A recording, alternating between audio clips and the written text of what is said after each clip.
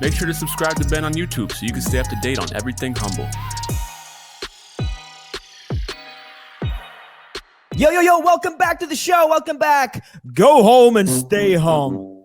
We're not about that over here. We're about making it happen. It's your boy, Ben Humble, and I'm back on the Data Drama Show today, and I've got a really amazing episode and a great story and conversation about a man who changed it all around. And, you know, we talk about how to help you right now during this entire situation. A lot of folks are afraid. They're sitting at home. They're investors. They're looking at how do I do more deals? And every day we want to give you more perspective, more clarity about what you can really do. And I think that from speaking to people who have been there, we're big on counsel versus advice.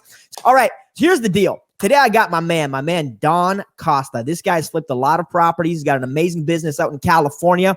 And I wanted to bring him on because I think there's so much power in a person's story. And I think a lot of times we keep going back over this stuff. It's like, what's the tactical thing? What's the tactical answer?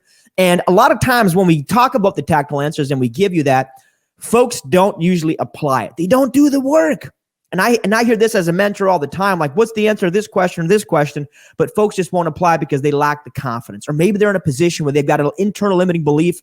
Maybe they're afraid, confused, they need some clarity. So we're all about giving you clarity today. Amazing story. So back in 2012, Don just took life by the horns, man. And I'm going to let him kind of share it in his own words because just such an amazing story. He's doing, over 100 deals a year, well over that, 60 wholesale deals in addition to per year.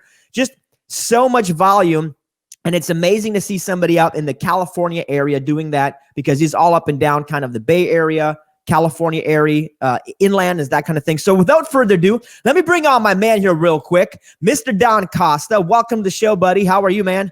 I'm good, man. How are you? I don't know if I'm gonna be able to match that energy. I'm not gonna lie. Dude, you got it, man. Come on. I got some stuff for you. So I got the bombs here. And if it gets a little bit too crazy, we'll just, too mysterious, we'll drop the X-Files here. But no, Don, why don't we kick this off, man?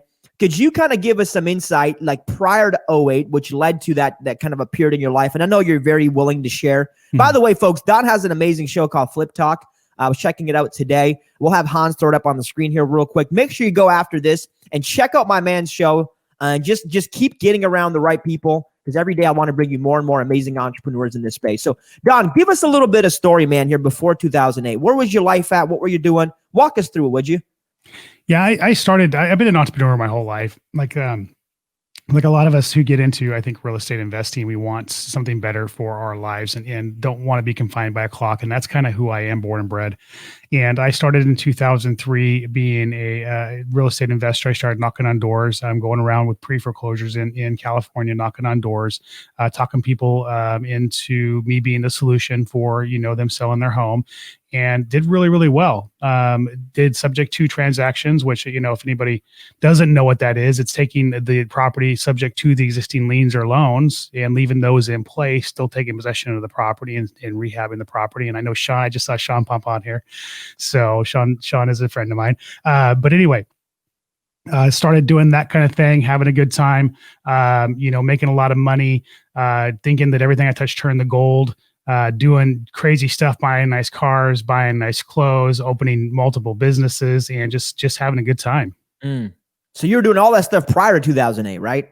Prior to 2008. Building it up. Okay, cool. And then, so what happened then in 2008? Because for a lot of us, it just, it hit the fan. A lot of people are losing, their homes and opportunities. What happened to you specifically here, Don, in that time period? So right in January of 2008, I opened a restaurant and nightclub.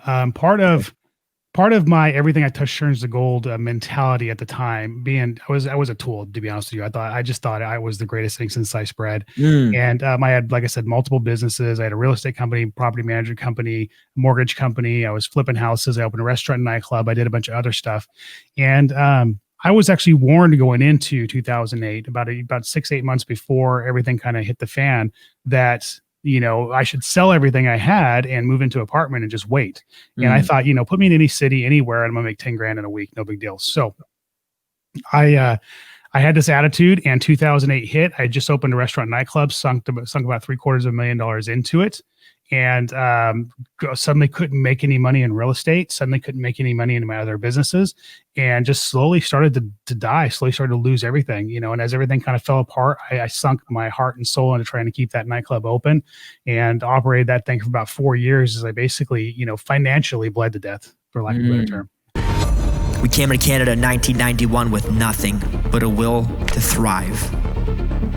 They risked everything they had, left behind everyone they knew. The only way out of the country was illegal, and the risk was huge. I adopted the mindset that my parents had of faith and vision for my life. You see, they helped me understand that you get to decide what happens in this world. By the age of 30, I became a millionaire. I refused to accept scarcity, limiting beliefs, or someone else's excuses. So you want to know what the secret is?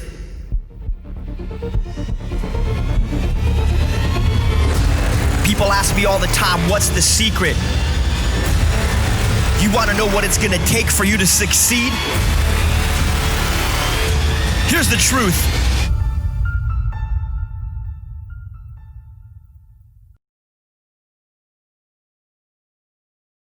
Brother, I mean, that's devastating. So you've had success up to this point. You're getting into things, you were jumping into it. Like all of us, we've all had some ego in life. Some of us still struggle with that. You know, that's why I go by humble. But then you come to this point, and was it just the restaurant that was failing, or how was your real estate and other business going?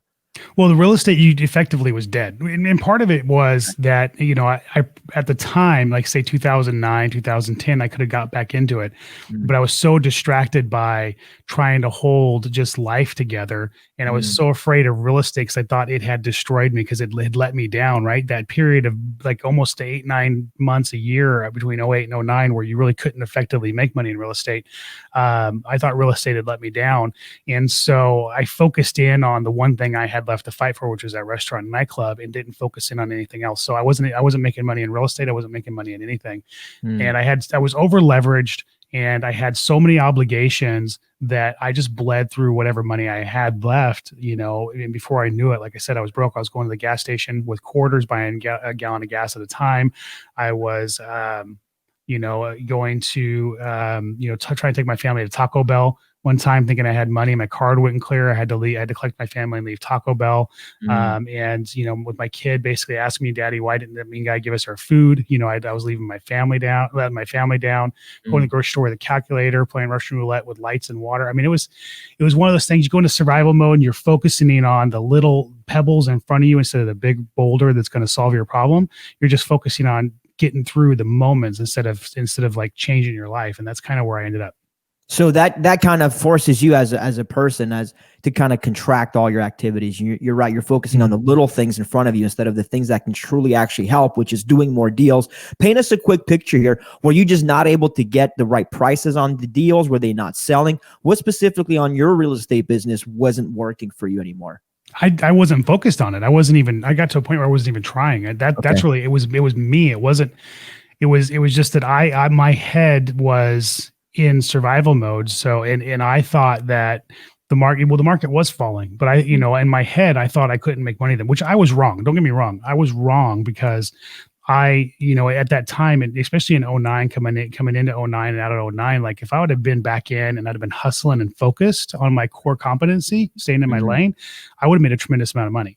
But my mindset, your mind's like the most powerful thing in the world. It absolutely is. When you're getting started, it's the roadblock to belief that you have you're worthy of accomplishing success in a business like this. And then when you're growing in your business, it's that limiting belief. Do you deserve to have that growth? Or maybe you're limiting your belief because you're scared of success. Well, in that particular situation, I had self-identified with the hustler and the failure, and I was just in the middle of problem solving. I wasn't, like I said, in the middle of trying to change my life again. And in my head, I just believed that, I had failed in real estate, or real estate had failed me, and I wasn't going to be successful in it again. And I was holding on to, like I said, that one thing and focusing on that one thing I had left. And really, I should have let go of that one thing a lot sooner, because had I shed everything and in the beginning and just kind of started over, I would have been in a lot better spot. But instead, I stayed in a stagnant position for like 4 years.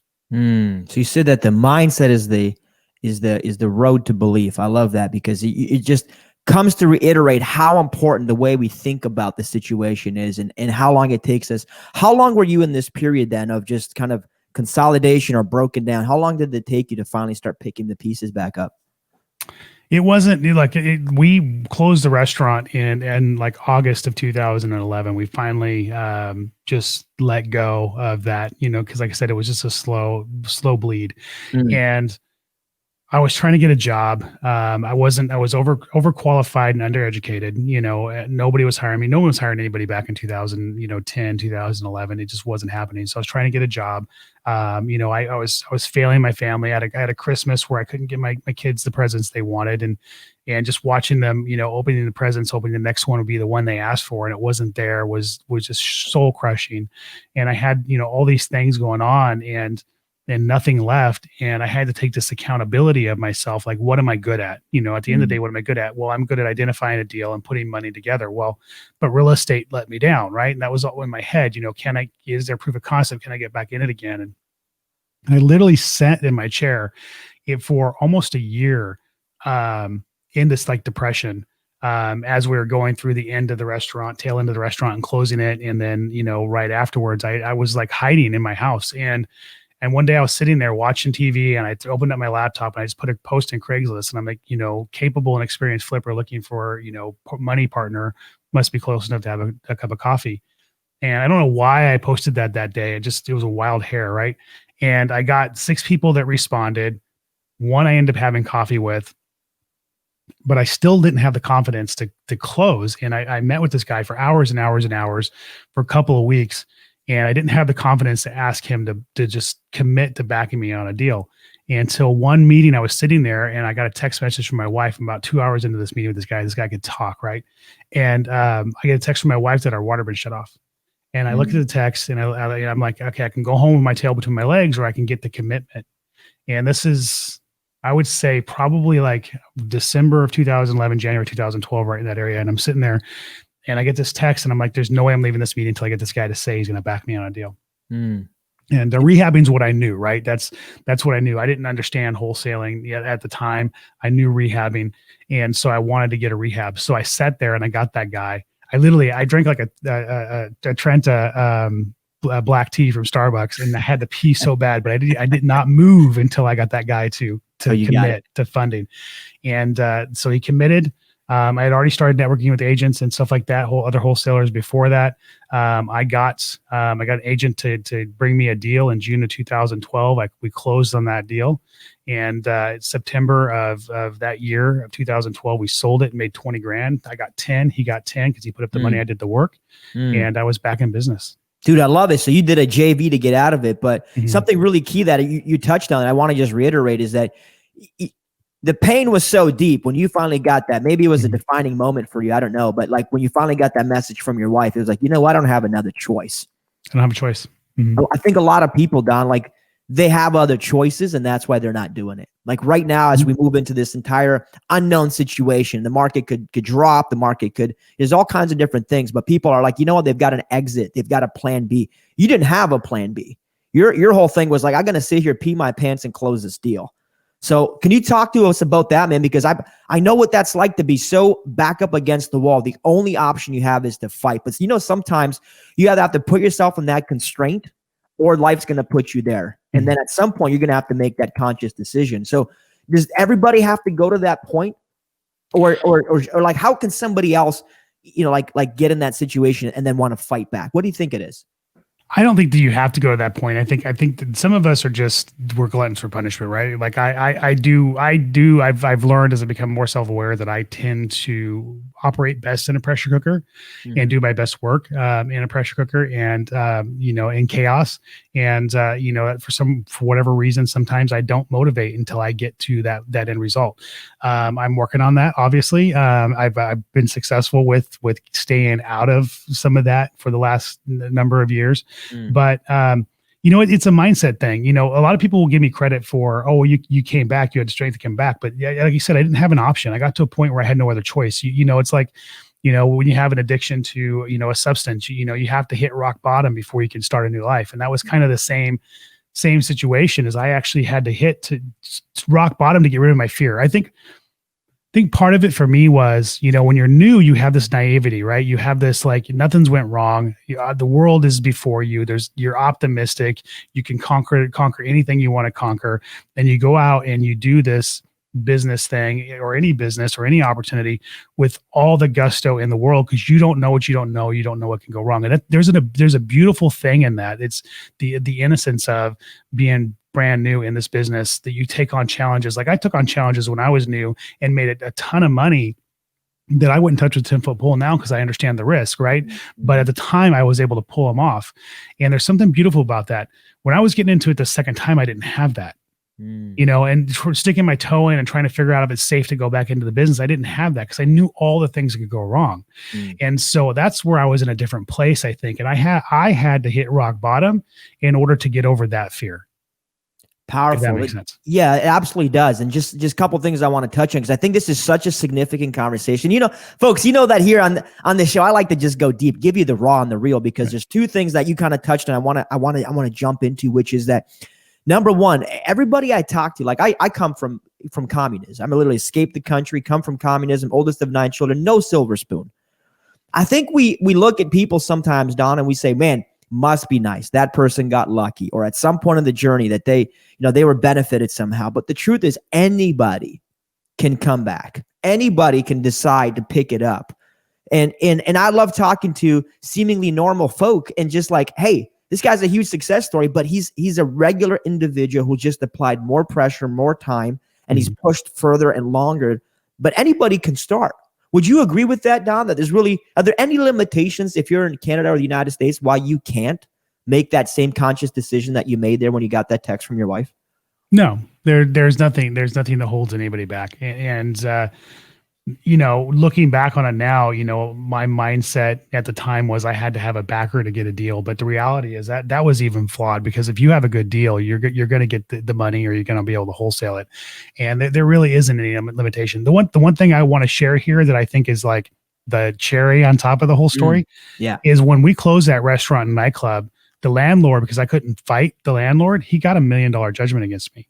Wow. He got a $1 million judgment, a default judgment. I couldn't afford to fight him at the time. And so I started broke with $1 million judgment against me. Okay. None of you were in that hole. I guarantee it. Wow. None of you were in the hole I was in when I got restarted again in 2012. So you're not going from just the bottom, you're going from negative. I got to make up $1 million before I get my head above water. Mm-hmm. That's phenomenal. But there's a drive that comes from that. It's like being the athlete in the race. And I've been listening to David Goggins lately, and the dude's got broken shins and he's running to this ultra marathon. It's like you've got a massive disadvantage, but then you got to fight even harder. So talk about that fear, man, because I think a lot of times, like you were saying, I was afraid maybe I had to, I couldn't get money or whatever the case was. I think we add a lot of these excuses when the fear is there. And for me, the way I fight fear is to give a bigger perspective. So when I look at you and say, you know what? I was afraid to ask for money, afraid to get off the couch, afraid to put myself out there until I got that text message. And then that fear, it became so like the perspective of that fear. There was a much greater fear, which was I was going to let my family down, which was I was going to maybe not amount too much. So I think when we have this fear, like I'm afraid to lose money, I'm afraid to go broke, I'm afraid to ask, I'm afraid to sell myself. But what if you don't ever do those things and your life never becomes what it's supposed to become? So can you talk about that, maybe how that fear impacts? And is there a moment when we can knock those excuses out in your mind? Or what can folks do if they're making excuses now? Well, so I was on a happy hour call the other day, and this actually was something we kind of talked about was change, right? Change, mindset change in your life. And I will say that a lot of us, we struggle with, getting past fear or making changes. Like I said, maybe you fear the responsibility of success. Maybe you fear that you don't have the value or capability of doing something. Maybe you just don't understand that next step, so you don't take action. There's a lot of different forms of fear. The one universal truth, I think, is that none of us want to turn the lights on and realize we're standing in crap. And that's what it means to change, is you got to turn the lights on yourself and put a big spotlight on yourself and realize that the world that you're standing in is crap. It isn't the world that you wanted. It isn't the world that you dream about. It's the world that you accepted. And that's the hardest thing that I think people have in these moments, is overcoming that, because you got to look in the mirror and take a hard look at reality and accept it and be willing to punch it in the face. And if you're not willing to do that, you're not going to change. And most of us are too busy being comfortable and making excuses for why we are where we are, and that's why we stay where we are.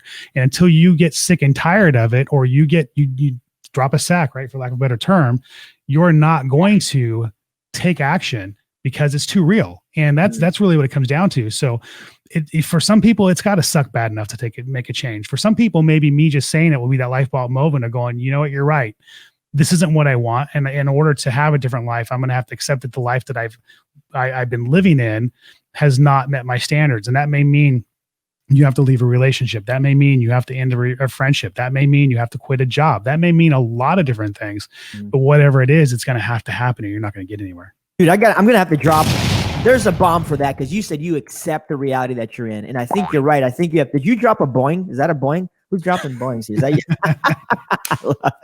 you? You got your own sound bites, man. You're the first with sound bites. I love it. But you say you're accepting the reality if you don't choose your own reality. And I love this concept here, because I really do believe you have to create the life that you want. It's not going to be given to you. No one's here passing out amazing lives. They're passing out their own life, and you can be a part of what they're doing, or you can create your own. And there's something amazing about that. You either have to see it in somebody else and gain perspective, say, hey, man, that guy's got a terrible situation. I never want to end up there, so I'm going to work my ass off so I never get there. Or a lot of people, they need to feel it. See, we're emotional human beings, and for us, until we feel it internally, we almost don't believe it. Oh, it's probably not as bad as it seems if your lights go off, because, or if you don't have heat, or you don't have hydro, you don't have water, you can probably get by until you're in that situation. Until the level of anxiety goes through the roof. And then you realize that, wow, this is actually a lot worse feeling than I thought it was going to be. The complacency I thought I would have in this situation, or the level of comfort, like, it's truly completely different. So that's why people need to feel it. But it's almost a shame, because intellectually, it shouldn't make sense. Like, why do we have to feel the pain to do the work? But truthfully, that's just how we're created. So we've got to make that conscious decision. I would rather, me personally, I would rather watch and say, hey, I want to learn from Don as much as possible. So there's twofold here. We're learning from you from what happened, so learn what to do. At the same time, we're gaining wisdom and clarity over what will happen if we don't do the right things. So I love that you're kind of clarifying. So walk us through this journey, man. So 2012, you start revamping, you do the first deal. Where does it go from there? By the way, if you guys are interested in real estate investing and you are in Canada, I wrote a book here called Real Estate Secrets Exposed. Learn how to actually make money virtually, which is cool, from the comfort of your home. Yes, it is possible if you understand the value and how to do wholesaling. And if you don't know anything about wholesaling, you need to grab this book. It's absolutely free. There's no page numbers. There's nothing else in there. It's just ready to go, though. Humble.ceo to grab your free copy. Yeah. So, I mean, proof of concept is an amazing thing, right? I think all of us have this glass ceiling thing that, until we actually see something happen, it feels like it won't happen to us. And that's, when it happened to me again for the second time, when I broke through that, okay, it's real, I can make it happen.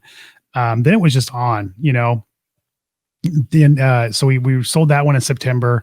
The last day of October, first day of November, I closed two, basically one day apart, back-to-back rehabs, and started rehabbing those. I think I sold one of them in March.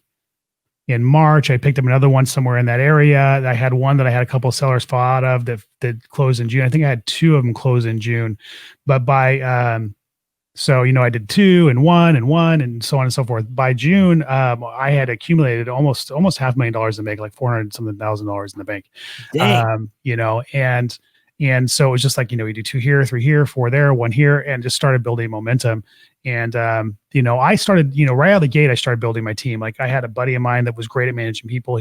I knew he didn't know construction. I had him follow me from day one. Even though I couldn't pay him, I painted the vision. Like, if you follow me, then this is what I'm going to accomplish. And he did. And as soon as I could pay him something, I started paying him a little something. And now, I mean, last year I bought him a car for Christmas, and he gets paid really, really well. So he's an integral part of my team. He does project management for our rehabs. And I just started, I knew what I needed different this time. I needed to be a better leader. I needed to develop people. I needed to have the right people around me. I needed to have the right systems and processes in place. I didn't know what it was all going to look like. I'm not a genius. I'm really not that bright, to tell you guys the truth, but I knew what I had done wrong, and I knew what I wanted, and I knew, where I was starting at, and I just had to fill in the blanks, and I just took action. So in terms of that faith, man, that vision, is that something that you developed over time, being able to gain clarity on what you want is so you can paint a vision to this employee of yours or team member? Is that something that you always intrinsically had, was vision, or is that something that you develop over time? I think it depends on the person. Some people are born visionary. Some people, it develops over time. Like for me, I'll be real. Like I'm technically, if you give me a personality test, I'm a visionary. But I'm the type that's like, I know what the end goal looks like. I can paint the picture of this is the world we're going to live in, but I don't have a vision for the middle.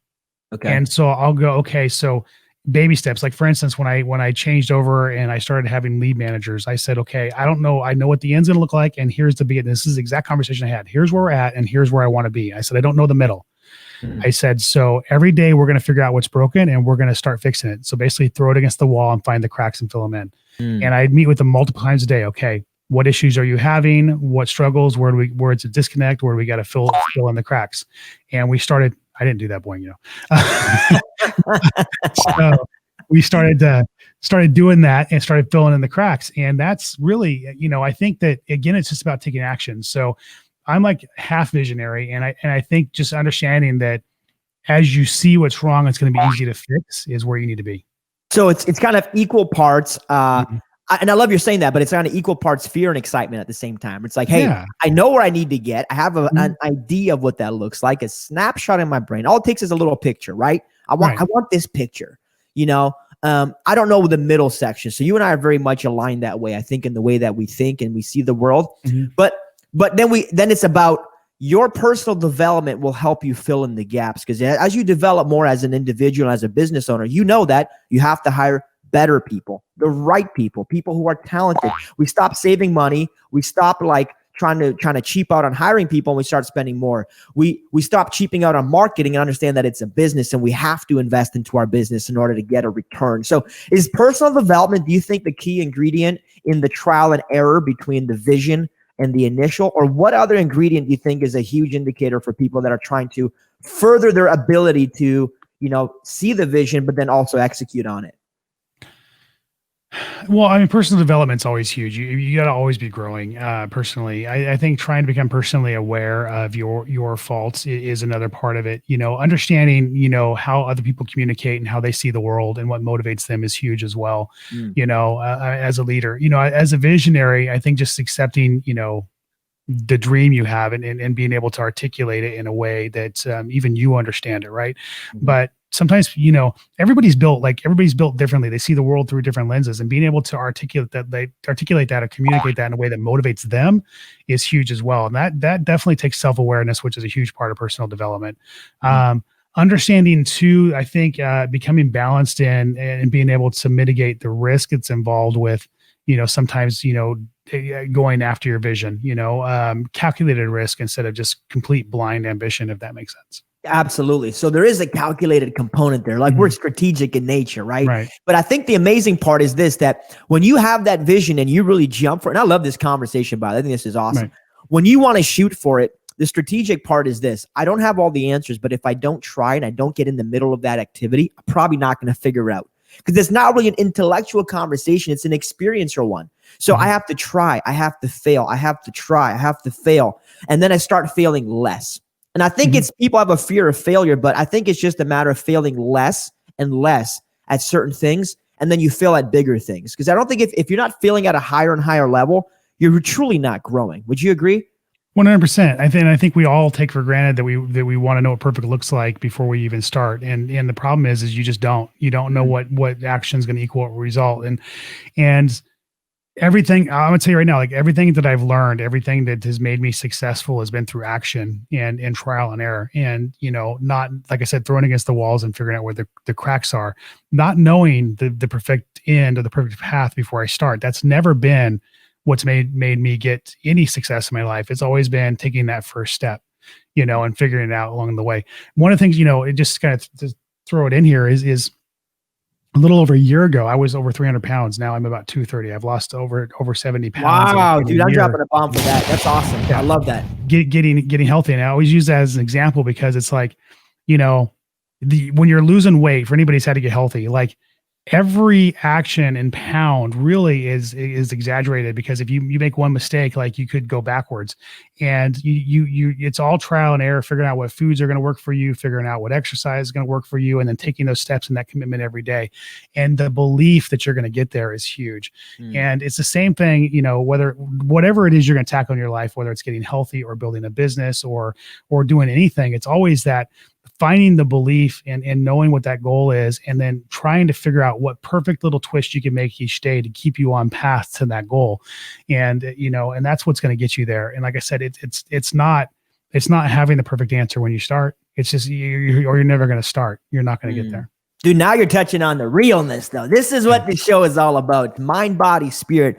I think the way you do one thing is the way you do all things. And I was 100%. Also 40 pounds heavier at one point. And I recognize that if you want to have an amazing business, you have to get your mind in check. And if your body's not in check, then you're not living in integrity, because there's a conviction that says, hey, man, you're trying to do this over here, but you're failing over here. So you're probably cutting corners here. That's going to end up cutting corners on this side of things. So is it really a holistic approach? Because I think it is. You got to do everything right. And as a personal development component, mind, body, spirit, gratitude, faith, thankfulness, business, investing, I believe it becomes easier the more you develop yourself. What's your take on that? I would use a different, I wouldn't say everything right, but you got to do everything with the same purpose. Okay. We're not always going to get it right? Clarify that. Yeah. Because we're going to make mistakes along the way, but sure. You got to do everything with the same purpose. And it's all got to be, I started making really good money and getting things in, but my health, I wasn't taking care of my health. I let it go. And I still wasn't balanced. I still wasn't happy. And it wasn't until I got my health in order that things started to come together. So you're right. It's got to be, across the board, balance in effort and purpose. I like the idea of intentions, because I think when you live with intention, it's harder to get off track, because you're purposefully moving towards your goals. So I don't know if I was going to lose 30 pounds or 40 pounds. I just know that I had to change my habits, and I had to become disciplined in this area of my life. And if that ended up losing 40, great. If it was 50, great. But it was just a matter of moving in that direction with conviction and with that level of confidence. So I believe confidence comes when you start applying a little bit of pressure and you get uncomfortable. I think you always have to push towards the pain if it's the right areas of your life. So for me, weight loss was a pain. I had to push towards it. Hey, man, you can't eat chocolate cake. Your butt's too big, man. You got to stop eating chocolate cake, because you're not. So push against the pain. So when it's there, it's painful to throw the chocolate cake in the garbage. But I think if you don't go there, the truth is that you're just going to get stuck in this complacency area. And it's not great. It's not good. It's not horrible, but it's complacent. And the truth is that right now it doesn't necessarily motivate or push you. But in 20 years or 30 years from now, you're going to look back and say, shoulda, woulda, coulda. What do you think about that, man? I agree 100%. Yeah. Okay. 100%. I love it. Okay. So walk me through. So now your business is growing, because I think we have an awesome storyline here for folks. So folks, if you're at home, like kind of following with us here, I see Jason, we got on the tag, and Joshua and Buddy. And by the way, Sean Allen is a good dude. He was here at the office not too long ago. He's out in our neck of the woods in Canada. And, so walk us through now. So now you're doing this. Now you're doing more deals. How do you now get to, because you're doing 130 flips a year, 60 wholesales a year. How do you get to that level now? What does that take? Give me the sauce, man. You want the secret sauce. So take a deep breath there. People is huge. You got to turn a lot of dirt to get the gold. I think, understanding that you got to invest in people, and really invest in people, hire them before you need them, train them right, communicate with them, give them the power to make decisions, give them the power to fail. That's a huge part of being in successful business.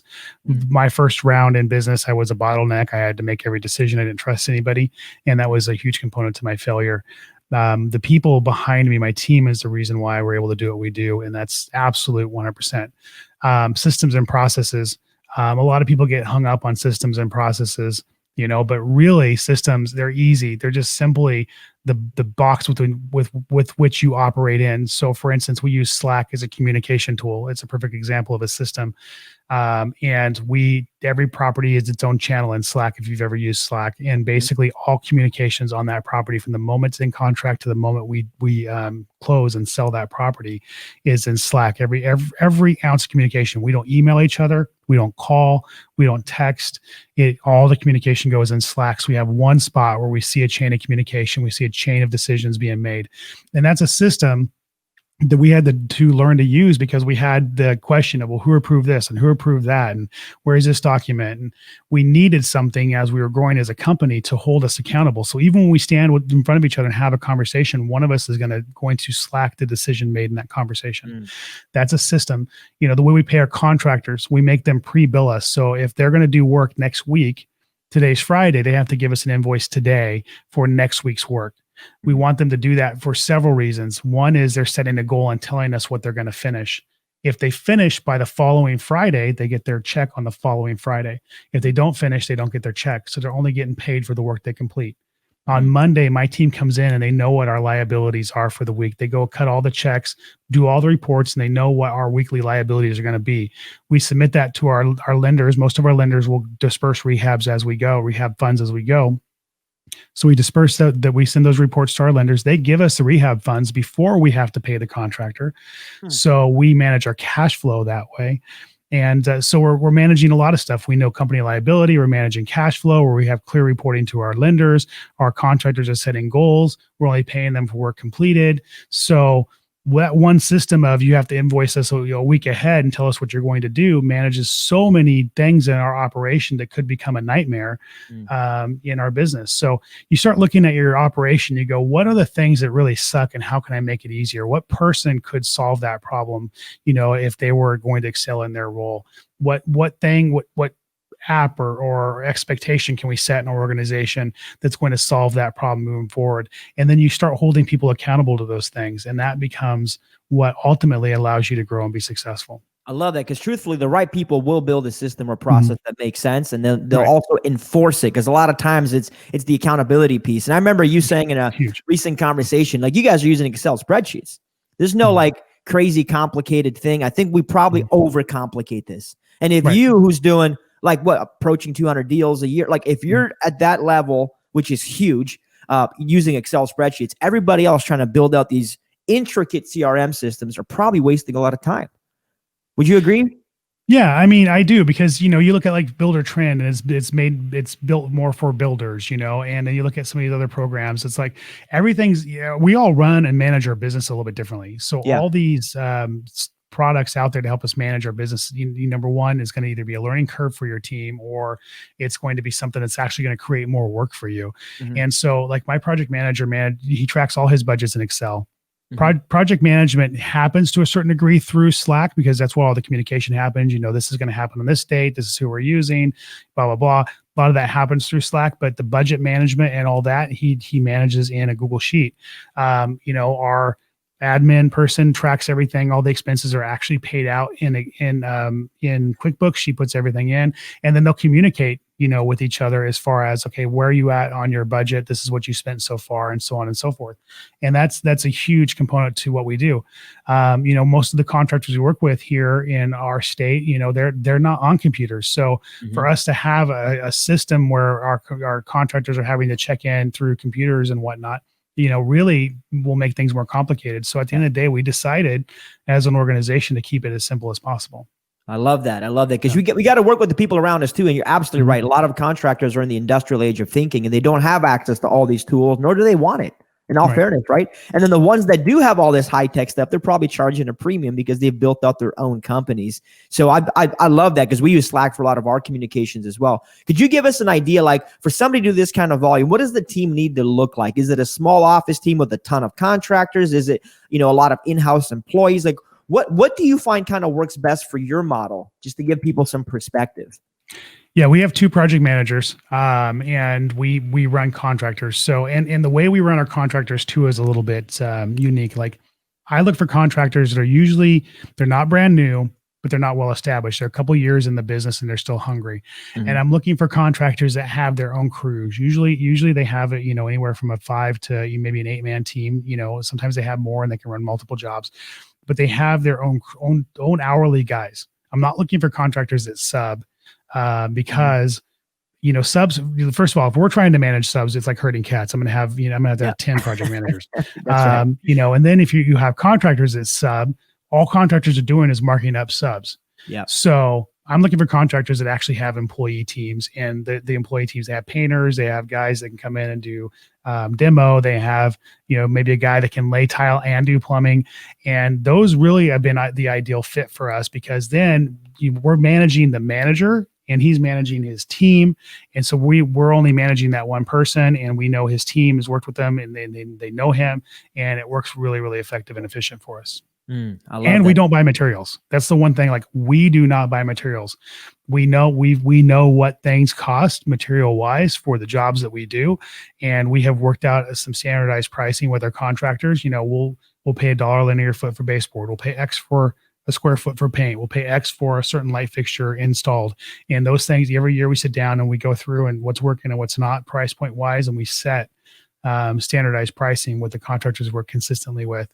And so we know going into a job, you give us an itemized bid, 10 lights at this price, 2 toilets at this price.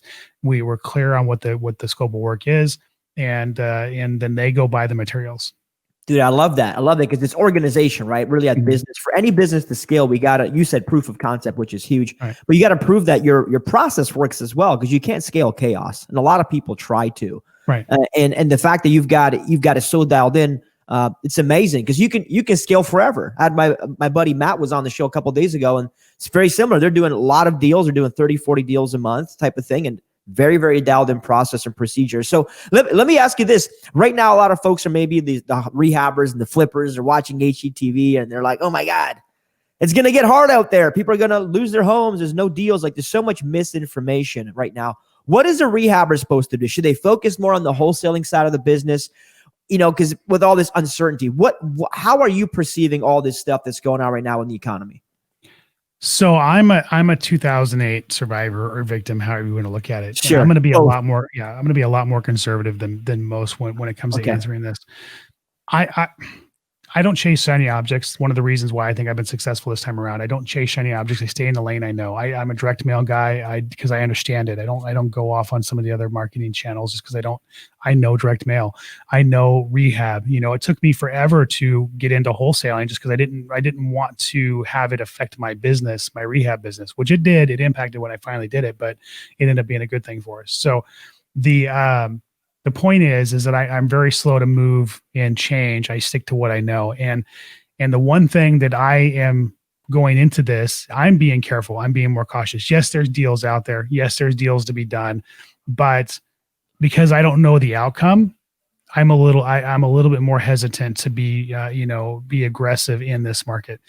Everything that I have on my plate that I felt was a liability, I'm working through getting rid of. In fact, we pretty much already got rid of most of it. If I had somebody on my team that wasn't exactly where I want them to be anyway, they're already gone. Like 3 weeks ago. So I went through my personal P&L. I went through my business P&L and got my house in order. If there was a charge on there that I hadn't been using or didn't serve my company, it's gone. And because capital, to me, is the lifeblood of your organization. Everything that I do in my organization is about managing cash flow and capital. I borrow 100% on my rehabs. I don't want to have any of my money in them because I want to have as much of my money in the bank as possible. When I borrow, I actually borrow my cost per deal back on every deal, even though it costs me a little bit of interest to do it, because I can put that money back into marketing. So now my marketing doesn't cost me anything. So that's how I run my business. So when this hit and they closed the Las Vegas casinos, I went into, we're cleaning the P&Ls. We're getting my personal house in order. We're cutting anybody in our organization that doesn't make sense to our organization. And we're getting everything off the books that we're not 100% sure of. And that's exactly what we did. I want to position myself for whichever way the market goes. And I'm not saying that I predict one way because I don't think anybody out there knows, right? It could take off and go crazy. It could go down. It could be exactly the same. But my whole thing was I wanted to have as much money in the bank and be in a position to take advantage. So I'm a little bit more cautious and a little bit more hesitant, only because I've been bit once. And I know how important it is to be in a good spot to take advantage of the opportunity that will, in fact, unfold. We just don't know when.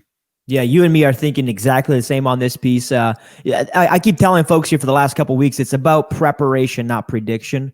So, stop trying to predict which the outcome is going to be, because the truth is, you're right. Nobody knows. All the pundits on every channel, CNBC, everybody, and they correlate the stock market to the housing market. Everybody wants to predict. And if it was that simple, folks, Honestly, there'd be a lot more wealthy people in the world if prediction was that simple, and they could have predicted the last one and the one before that and the one before that. So there's always going to be a new person who predicts.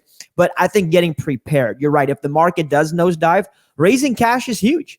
Right. Being able to raise capital, and if right now you're completely brand new and you're or you're just getting in this business, start having conversations with lenders, start having conversations with private lenders, private investors, people that know that you're in the game. Because I believe when the market tanks, if it does tank, cash will always need a home. Cash always needs to go to something. And it usually goes to the most qualified, most confident operator and manager of that capital. So if you've been building a relationship, which I'm big on, relational over transactional, if you've been building relationships with people all this time, when the economy, if it tanks or whatever, and the deal opportunities float, it's a lot easier to make those phone calls and say, hey, I've got a deal. Would you join me? If relationships right now are so important. You should be shoring up relationships and making new ones, 100%. Yeah, and if people aren't, man, if they're just focusing on the transactional, the truth is when they need the money, they're probably not getting it. Because if the first time you call a lender, hey, Don, man, I got this deal, I need some money. If that's the first time I'm talking to you in a down market, you might not be doing that deal with me, right? Because your question is about the confidence and the ability of the person asking. Because that's a huge component of this, right? What's that person's liquidity? What's his situation? What's his ability in this? How many deals have you done? So, dude, I love it. I very much resonate with that messaging. And I think a lot of folks need to remember 2008. Because what happens, man, I think we have this like horrible 10-year memory thing and people forget. They forget what happened, right? Because they weren't in it. I'm a little younger, right? I had bought 2 or 3 properties before 2009, and I was kind of just in the waiting. I was in the preparation mode. And then when it happened, I was just like, well, wow, this is crazy. Houses for 25 grand that were 90 grand. Sure. I need to figure something out. I didn't know where it was going, how long it would take, but I just figured if a house costs less than a Dodge truck, at some point it would come back up. So I think that's the level of faith you need to kind of develop, is like, hey, just be in the preparation mindset. And then when you have to strike, dude, talk about strike as we kind of wrap up here. You have to strike when it's hot. Can you afford to be timid in a market like this? No, I mean, right now you probably should be a little bit timid as far as, depending on where you're at, about making decisions, and then maybe saying you should be timid is the wrong thing. You should be educating yourself on your market and what your market's doing. There are some in the US, there are some areas that are still pretty hot. They didn't do the lockdown and stuff like that, early on. In California, it's a little bit more stagnant because we've been locked down for a little over 3 weeks. In Michigan, you can't even do a real estate transaction. So everybody's sitting at home trying to figure out what they're going to do. So you got to look at your market, and I know Canada's got its own things going on. So you should proceed with caution. You should make sure you're educating yourself on your market. You should look at what your market did in 08 and how whether it got bad or didn't get bad, and make some decisions based on that. But at the same time, you should be excited for the opportunity that's going to unfold. You should be positioning yourself. You should be ready for that. And this is not the time to stick your head in the sand. This is the time to be watching what's going on and be ready to pounce, because, like I said, there's going to be a ton of opportunity. If something happens as we come out of this and people's optimism is there and the market takes off, that's an opportunity, because that just means wholesaling is back on and crazy, right? And there's not going to be half the competition in the market because people have tucked tail between their legs and ran. If the market stagnates, well, you can still do business, and hey, that's an opportunity in itself, because again, there's not a lot of competition, in your markets. If it goes down, that's an opportunity to make a ton of money and buy. So it's just watching and understanding and positioning, like you said, yourself to be able to take advantage of which way it goes. And right now, look, 2008 had predictors. 2000, early 2000s, when the tech bubble crashed, they had predictors on why things happen. Right now, there's not an economist in the world that understands the whole world shutting down. And so it is a guessing game, but either way it goes, there'll be opportunity. The fact that there's just so many people who didn't belong in this market have left it, and they're not going to get back in as wholesalers and rehabbers. For those of us who are serious and real about this business, we're going to have opportunity there by itself. Yeah, I think anytime there's instability, there's opportunity, but it's going to be an 80-20 rule, folks. The 20% of investors who are prepared to weather the storm. Listen, if you're getting into this on speculation, don't stay out. Stay out of the game, because you're just making my life a little bit harder, but you're going to make yours even worse when you get the direction wrong or the timing wrong. Because a lot of folks aren't wrong about direction. It's about the fact that you're so short-term and transactional, and you don't have the cash to weather the storm or the ability to raise the cash. So you're going to jump in expecting to do a 3-month deal, and then right at that moment, it's going to be the worst time to sell and something happens. And because you can't hang on to it, that's the truth. So if you're a long-term buyer, if you're a long-term investor, I think the folks who went through 08 are just preparing. Hey, raise capital, prepare. Whichever way this thing goes, be ready. The one thing, and I want to get your take on this as we wrap up, but the one thing I think we should always be doing, especially in a time like this, is get around confidence. So join a mastermind. Get into a group of people, like in a group with people who are active practitioners of what they're talking about. Not a bunch of gurus who don't, who are just selling courses and stuff, but get around people who are buying deals. So, you've got a mastermind that you're in. What is the power of connecting and masterminding at this time of the game? Well, having community around you, I think, is important. A lot of people look at masterminds as an opportunity to bang your chest about how great you are. Maybe they think that's what they are. And really, if you're in the right community, it's going to be about, being vulnerable and being real and fixing your problems. That's where I get the most value, is going in and helping somebody else fix their problem and realizing that I got some holes in my ship I got to shore up, or just being real about what I'm struggling with and getting some advice on that. Having people around you going the same direction you are, fighting the same battle, understanding the war that you're in on a day-to-day basis, it's priceless. There's no comparison to that in any way, shape, or form. We all go home to our families, our husbands, our wives, our brothers and sisters, or whatever, and they are working their jobs, and they don't understand what we're doing and why we're doing it. Maybe they think we're crazy, and they don't get our problems. And maybe it's like, I was supposed to get a $50,000 assignment fee today, but I had a buyer back out, and now, I only ended up with 20 grand because I had to sell it to somebody else. And like, you got 20 grand. What, are you crazy? Well, but they don't understand how that could be kind of a mental blow for an afternoon, because we're all counting that extra 30 grand, right? Yeah. So having being able to have that conversation with somebody who gets it is significant, and then to be able to work with them and create partnerships and opportunity. I can't talk about how incredible it is on any other level. You got to have people around you that you can count on, you can trust, you can confide in, and be real with, and go to war with. It's important. I love it. And I think it's the right mastermind, which is what I'm trying to get it to. Is like when you create what my friend Chris calls allies in the game, right? So you have allies with people, and allies have your back. Allies understand that a transaction is a byproduct of a mutually vested relationship, like my man Evan says. So a mutually vested, that's the only time transaction makes sense, is when I have your back and you have my back. So I think it's important to find your allies. And if you don't know, you got to buy them. Sometimes you got to buy your friends. And you might have to go to a couple masterminds, find people that you align with your values and your push. Because I think it's more about the mindset and the push with people. I don't care how much money you got. If we're pushing the same and we're growing personal development and we have the right intentions towards each other, we can be great allies in this space. And I think that's just so awesome. So, dude, I really appreciate the conversation, man. It's been an awesome time hanging out with you. And folks at home, where's the best place people can connect with you, Don, after the show? Yeah, you can go to don@fliptalk.com and find me. You can find the Flip Talk podcast on just about any platform. You can also, we have a podcast called The Rookie Playbook, which you can find at fliptalk.com or on iTunes, Stitcher, and whatever. I'm all over Facebook, Instagram at The Real Don Costa, and beinthisroom.com if you want to check out what we got going on with the mastermind. I know we're US, it's a little different, but beinthisroom.com if you want to check it out. Yeah, if you guys are in the States, beinthisroom.com. We're going to throw it up on the screen here. Fliptalk.com. Don's got a whole bunch of stuff. You guys need to follow my boy. Every day I only refer folks that, I think are going to add value to your life. And I think Don's a great guy to follow. And I appreciate your leadership, man, because I know sometimes there's a lot of folks, even now that I'm recognizing that talk a big game, but now they're completely silent. So I think we're finding out when the water goes out and the tide goes out, who's kind of sitting there butt naked. And the folks that have been clothed and have their armor on, I think they're pressing forward just like they were 3 weeks ago, 4 weeks ago, and they're going to keep pressing forward. So I love times of leadership and war. You find out who the wartime CEOs are and the folks who should just pack it up. So much appreciated. Hey, it's Ben Humble. Thanks for checking out the show. If you like what my guest is talking about and you're getting massive value from it, then scroll to the bottom, open up the description, and follow them on social media. Support them, connect with them. Just scroll down there, click the link, and let's roll. Stay humble.